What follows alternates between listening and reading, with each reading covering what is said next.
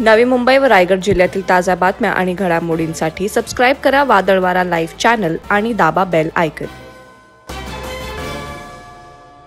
प्रेयसीची हत्या करून तरुणांना स्वतःला ट्रेनखाली झोकून दिल्याच्या घटनेनं नवी मुंबई कळंबोली परिसर अद्याप हादरलाय। 12 डिसेंबरला शेजारीच राहणाऱ्या वैष्णवीचा खून करून वैभवनं ट्रेनखाली स्वतःला संपवलं होतं।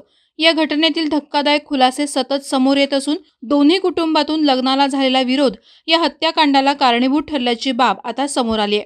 वैष्णवी बाबर वय वर्ष 19 आणि वैभव बुरुंगले वय वर्ष 24 यांच्या प्रेमाचा भयानक अंत पोलिसांनी उघडकीस आणलाय।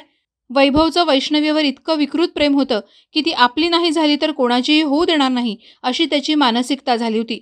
यातूनच तो तिला गळा आवळत असताना पिल्लू फक्त 2 मिनिटं त्रास होईल, त्यानंतर आपण दुसऱ्या जन्मात प्रवेश करू अशी तिची समजूत काढताना मोबाईलमध्ये रेकॉर्ड केलेली धक्कादायक व्हॉइस नोट पोलिसांना आढळून आली आहे।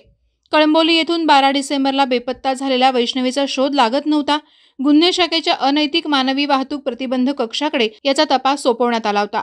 त्यांनी वैष्णवीच्या सायन येथील कॉलेजपासून तपासाला सुरुवात केली। ती एका तरुणासोबत रेल्वेने प्रवास करताना सीसीटीव्हीत दिसली, तर खारघर स्थानकात उतरून टेकडीच्या दिशेने गेली। काही वेळानं तरुण एकटाच परत आल्याचं सीसीटीव्हीत दिसलं। तो तरुण जुईनगर स्थानकात 12 डिसेंबरला आत्मघात केलेला वैभव बुरुंगले असल्याचं समोर आलं।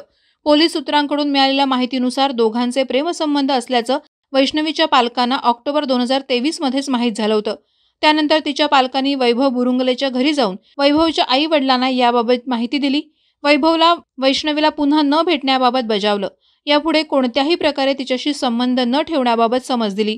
त्यानंतर वैष्णवी आणि वैभव यांचं एकमेकांशी भेटणं बंद झालं होतं। मात्र 12 डिसेंबरला ती सकाळी 10 वाजता SIES कॉलेजला जाते सांगून घरातून निघाली। दुपारी 2:15 वाजता वैष्णवीनं वडिलांच्या मोबाईलवर कॉल करून कॉलेज सुटलं असून ती GTB नगर रेल्वे स्टेशनवर जात असल्याबाबत माहिती दिली। आपण घरी येत असल्याचंही तिनं सांगितलं। मात्र ती घरी न परतल्याने 3:30 वाजता वैष्णवीच्या आईने तिला कॉल केला।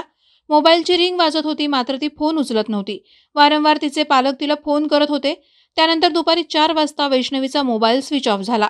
वैभव बुरुंगळे याने वैष्णवीचं काही केलं असेल का असा संशय तिच्या पालकांना आला। शोध घेऊनही वैष्णवी सापडली नसल्याने कळंबोली पोलीस ठाण्यात मिसिंग तक्रार नोंद करण्यात आली।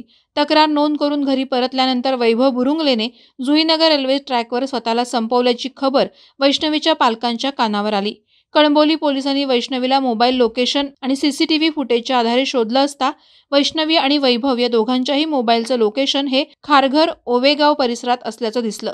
सीसीटीव्ही फुटेजमध्ये वैष्णवी आणि वैभव GTB नगर मुंबई येथून सकाळी 11:35 ट्रेनने नवी मुंबईकडे आलेले दिसले। त्यानंतर ते ओवा कॅम्प येथे असलेल्या सीसीटीव्ही फुटेजमध्ये दुपारी 12:45 तळोजा जेलकडे जाताना दिसले। परंतु सायंकाळी 3:45 वाजता वैभव हा एकटाच तिथून येताना दिसून आला। पोलीस तपासात वैभव बुरुंगलेने आत्महत्या करण्यापूर्वी सुसाईड नोट तयार केली असल्याची बाब समोर आली। त्याच्या मोबाईलमध्ये असलेल्या नोटमध्ये वैभवने म्हटलंय की आता मी गप्प बसू शकत नाही। ज्या पोरीमुळे मला एवढा त्रास झाला, समजा ती वाचली तर तिला सोडू नका। मला न्याय मिळवून द्या हीच अपेक्षा।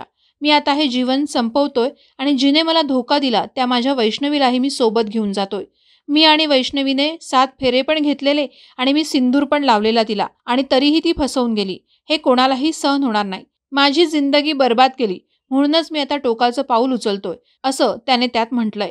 ज्या झाडाजवळ वैभवने वैष्णवीची हत्या केली त्या ठिकाणावरील झाडांच्या मोजणीसाठी वन विभागाने L01501 टाकलेला नंबर वैभवने आपल्या सुसाईड नोटमध्ये शेवटी टाकला होता। अखेर नोटमध्ये लिहिलेला सांकेतिक शब्द L01501 ची पोलिसांनी फोड केल्यानंतर वैष्णवीचं शव सापडलं। आता पोलिसांनी संबंध प्रकरणाचा खुलासा केला असून वैष्णवीने वैभव बुरुंगले सोबत असलेल्या प्रेमसंबंधाला आणि लग्नाला नकार दिला, तसंच तिच्याशी भेटणं बोलणं बंद केलं। या रागातून वैभवने वैष्णवीला खारघर हिल परिसरात गळा आवळून जीवे ठार मारलं आणि सोबत मेलो तर पुढील आयुष्यात सोबत जन्म घेऊ या मानसिकतेतून स्वतःलाही संपवलं। आई वडिलांची लाडकी वैष्णवी जगातून निघून गेली। तिला मारणारा देखील स्वतःच्या जीवाला मुकला। आता या सगळ्याबाबत जबाबदार धरावे कोणाला असा उद्विग्न सवाल नातेवाईकांकडून विचारला जात आहे। वादळवारा लाईव्हसाठी न्यूज ब्युरो, नवी मुंबई। नवी मुंबई व रायगड जिल्ह्यातील ताज्या बातम्या आणि घडामोडींसाठी सबस्क्राइब करा वादळवारा लाईव्ह चॅनल आणि दाबा बेल आयकॉन।